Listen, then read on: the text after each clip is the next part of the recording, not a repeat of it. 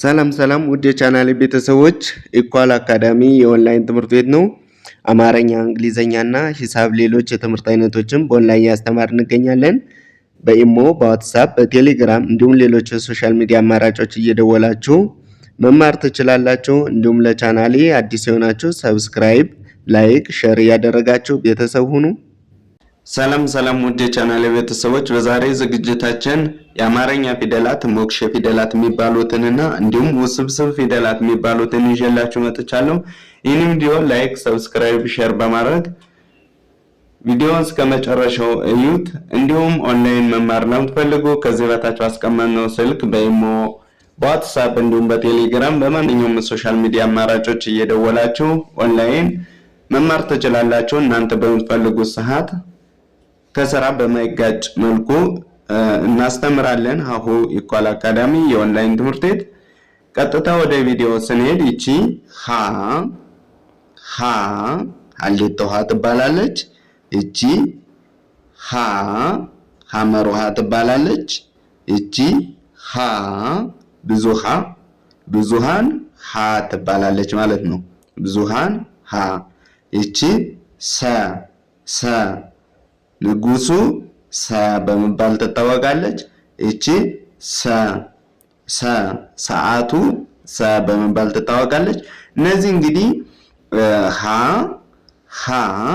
ሀ ብለን የምናነባቸው የቅርጽ ልዩነት እንጂ የፊደል የቅርጽ ልዩነት እንጂ የስም ወይም የምንጠራባቸው ስማቸው አይለያይም ማለት ነው። ስለዚህ ይህን ቤተሰብ ስታነቡ ተመሳሳይ የሆነ ድምጽ አላቸው ማለት ነው። አንደኛ ከአንደኛዎች ጋር፣ ሁለተኛ ከሁለተኛዎች ጋር አላቸው ማለት ነው። እዚህ ጋር በምታነቡት ሰዓት ሁ ሂ ሃ ሄ ህ ሆ ሃ ሁ ሂ ሃ ሄ ህ ሆ።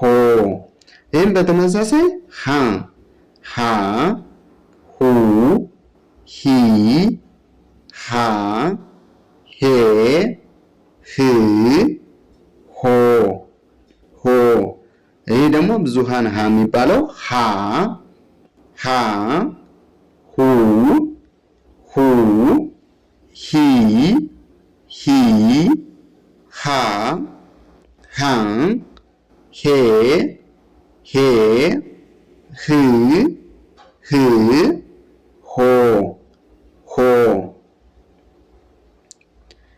እንግዲህ እነዚህ የሀ ቤተሰቦች ናቸው። የሀ ሞክሼ ፊደላት። ሞክሼ ማለት ተመሳሳይ መጠሪያ ያላቸው ማለት ነው። ሃ ሁ ሂ ሃ ሄ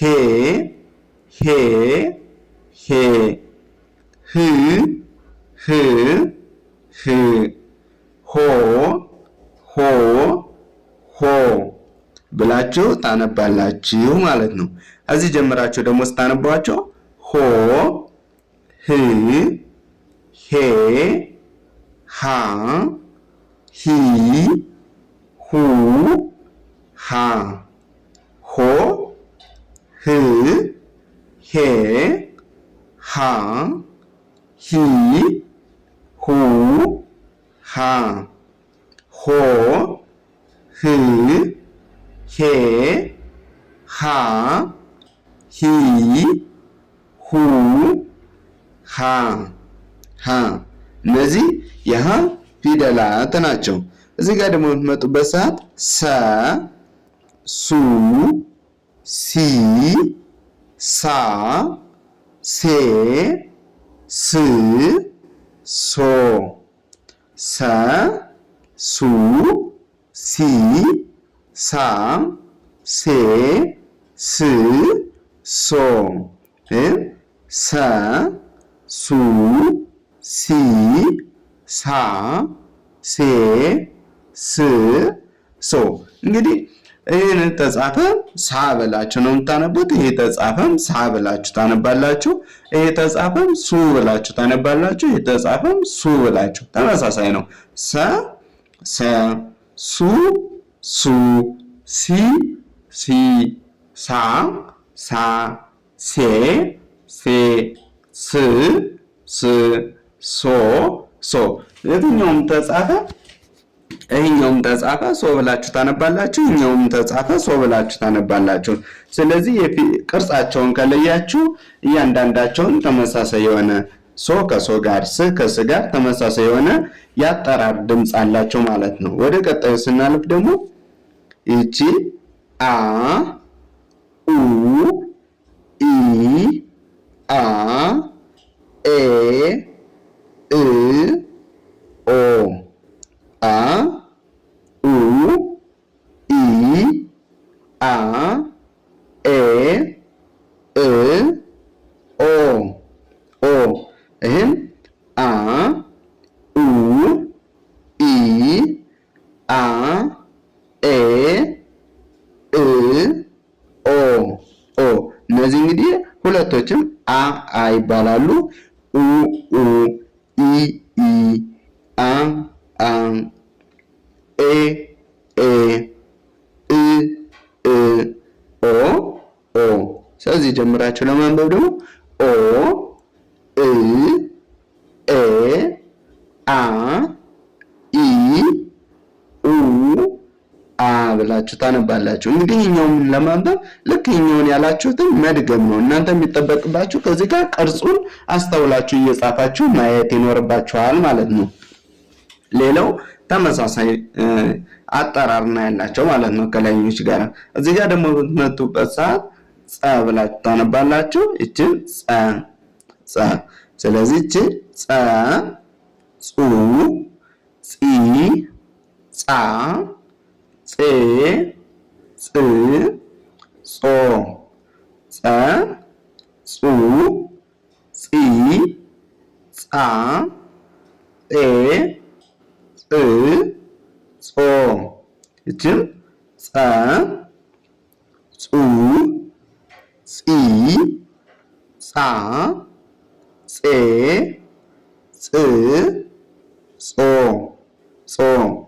እንግዲህ ጸ ጸ ጹ ጹ ጺ ጺ ጻ ጻ ጼ ጼ ጽ ጽ ጾ ጾ። እቺን ጾ ብላችሁ ካነበባችሁ እቺ እግሯ በዚህ በኩል ያጠረችው ጾ ትባላለች። እቺ አናቷ ላይ ቅጥል ያላት ጽ ከሆነች እቺን ጽ፣ እቺ ጼ ከሆነች እቺም ጼ፣ እቺ ጻ ከሆነች እቺም ጻ፣ እቺ ጺ ከሆነች እቺም ጺ፣ እቺ ጹ፣ እቺም ጹ፣ እቺ ጸ፣ እቺም ጸ። እንግዲህ ሁለተኛ ከጎናቸው ቅጠል ሲኖራቸው ምን አይነት ነው ድምጻቸው፣ ሶስተኛ ፊደላት ቅርጻቸው ምን አይነት ነው የሚለውን አይናችሁ የሚሆን ከግራቸው ላይ ቅጠል ሲኖራቸው ሶስተኛ፣ ከጎናቸው ላይ ከሆነ ደግሞ ሁለተኛ የሚለውን፣ አራተኛ ከሆኑ ደግሞ ባለ ሁለት እግር ከሆኑ ግራ ጣራ፣ ባለ አንድ እግር ከሆኑ ደግሞ ወደታች ወረደ። ለምሳሌ ግራ ጣራ ያልኋችሁ ባለ ሁለት እግር የሚባለው የአና የጸ የመጀመሪያው የአ የዚህ ፊደል አራተኛ ላይ እግሯ ጣራ ነው። የጸ አራተኛ ላይ እግሯ ጣራ ነው። መጨረሻዎችም የመጨረሻ እግራቸው አጣራ ነው። ወይም የመጨረሻ ፊደል ከሆኑ በቀኝ በኩል ያለ እግራቸው ያጠራል ማለት ነው። እዚህ ጋር በመጡበት ሰዓት ደግሞ ከሀ ፊደል ትንሽ ለየት ይላል። ሀ ነው የምትሉት፣ ሀ ይባላል። እንግዲህ መጀመሪያ ላይ ያነበብናቸው ሀ ብለን ሶስት አይነት ሀ ፊደላት ተመሳሳይ ሞክሼ ፊደላት ብለን ያየናቸው አሉ። እንግዲህ እዚህ ጋር በመጡበት ሰዓት ደግሞ ሀ ይባላል። የመጀመሪያው ፊደል ይለያል። ልብ ብላችሁ ድምጹን መልመድ ይኖርባቸዋል። ሀ ከዛ ሁ ሂ ሃ ሄ ህ ሆ ሀ ሁ ሂ ሃ ሄ ህ ሆ ሆ። እንግዲህ ከሁለተኛ ፊደል ጀምሮ እስከ መጨረሻው ብለን መጀመሪያ ላይ እንዳነበብነው አይነት ፊደል አጠራራቸው ተመሳሳይ ይሆናል ማለት ነው። እዚህ ጀምራችሁ በምታነቡበት ሰዓት ደግሞ ሆ፣ ህ፣ ሄ፣ ሃ፣ ሂ፣ ሁ፣ ሀ ትላላችሁ ማለት ነው። እንግዲህ ሞክሸ ፊደላት የሚባሉት እነዚህ ናቸው። በቀጣይ ደግሞ ውስብስብ ፊደላት ወይም ዲቃላ ሆሄያት የሚባሉ ፊደላት የሚባሉት እናያለን ማለት ነው።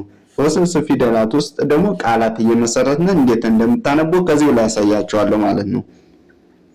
እዚህ ጋር ሏ፣ ከዛ ኋ፣ ሟ፣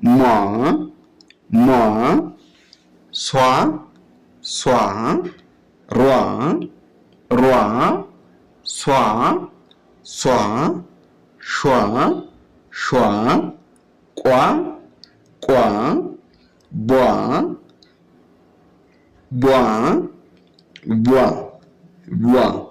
ቷ፣ ቿ፣ ኗ፣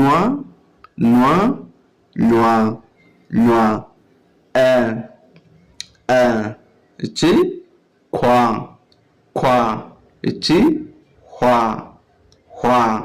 እቺ ዟ፣ እቺ ማናት? እቺ ዣ፣ እቺ ዷ፣ እቺ ጇ፣ እቺ ጓ፣ እቺ ጧ፣ እቺ ጯ፣ እቺ ጧ፣ እቺ ጿ፣ እቺ ፏ፣ እቺ ፖ፣ እቺ ኋ። አንዴ ልድገምላችሁ። ሏ፣ ኋ፣ ሟ፣ ሷ፣ ሯ፣ ሷ፣ ሿ፣ ቋ፣ ቧ፣ ቷ፣ ቿ፣ ኗ፣ ኳ፣ ኋ፣ ዟ፣ ዷ፣ ጇ፣ ጓ፣ ጧ፣ ጯ፣ ጧ፣ ጿ፣ ፏ፣ ፖ፣ ኋ ስታነቡ እነዚህን ይመስላሉ። እንግዲህ እንዴት ነው ከቃላት ጋር አብረን የምናነባቸው የሚለውን ደግሞ እዚህ ጋር እንየላችሁ። እቺ መ፣ እቺ ጓ፣ እቺ ዝ። እንግዲህ መ፣ ጓ፣ ዝ ስንል ጓ እዚህ ላይ ያየናት ፊደል እቺ ጓ ትባላለች። መ፣ ጓ፣ ዝ። እዚህ ጋር ደግሞ ስትመጡ ጓ፣ ደ፣ ኛ ያቻት ጓ ከዛ ደ ከዛ ኛ ጓደኛ። እዚህ ጋር ደግሞ ስ የሰ ስድስተኛ ፊደል ስ ከዛ ኳ የታለች? ይኸው እዚህ ጋር ኳ ስ ኳ ር ስኳር። እዚህ ጋር ደግሞ ፏ የፈ ፏ ትባላለች። እዚህ ጋር የምታዩት ፏ ቴ ፏፏቴ። እዚህ ጋር ደግሞ ስመጡ ቧ የታለች? እዚህ ጋር ያው ቧ ን ቧንቧ። እዚህ ጋር ደግሞ የምትመጡበት ሰዓት ቋ የታለች? ያው ቋ ከዛ ን ከዛ ቋንቋ ብላችሁ ታነባላችሁ። በቀጣይ ሌላ ቪዲዮ ይዤላችሁ እስከምመጣ ሰናይ ቆይታ